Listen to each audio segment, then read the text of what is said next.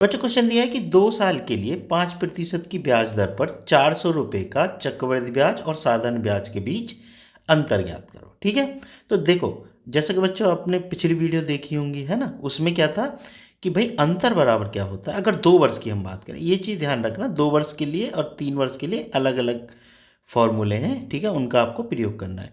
3 वर्ष के लिए इससे पिछले ही क्वेश्चन में 45 नंबर क्वेश्चन में मैंने बताया। तो अंतर बराबर क्या हो गया, मूलधन और आर, आर मतलब रेट अपॉन 100 उसकी पावर 2। ठीक है, ये उसकी पावर 2 होगी। अब अंतर कितना दिया उसने, नहीं दिया, यही हमें निकालना है। मूलधन दिया है 400, ठीक है, रेट कितना दिया है 5/100। ठीक है बच्चों, और ये घात 2, तो 5 से 20 और कटा, तो ये बराबर कितना आ गया 400 गुना 1/20 गुना 1/20। ठीक है, तो देखो 20 400 कट गया बराबर 1%। तो दर कितनी आ गई आपकी 1%।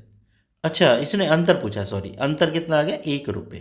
भाई रुपये ही आ गए है ना, दर तो हमारी निकली हुई है, तो अंतर कितना है 1 रुपया है।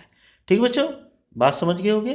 तो देखो ये तो हो गया आपका जो फॉर्मूला है उससे। अगर आपको जो तरीका आप करते आ रहे हैं, मतलब जो तरीका मैंने बताया है, अगर उससे भी करना चाहें तो उससे भी ये हो जाएगा। ठीक है, तो उससे कैसे होगा भाई कि 5%, अगर 100 अगर मूलधन है तो 5 ब्याज बनेगा 1 साल का, दूसरा भी 5 बनेगा।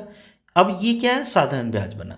अब ये तो साधारण ब्याज बना, पहले साल का 5 बन गया और दूसरे साल का 5 बन गया।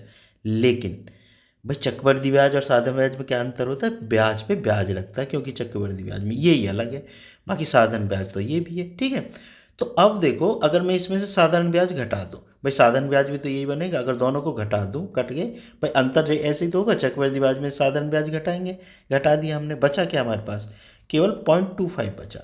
अब जैसे कि हम निकालते हैं ब्याज को, ऐसे अंतर निकाल लेंगे, तो 400 गुना 0.25/100।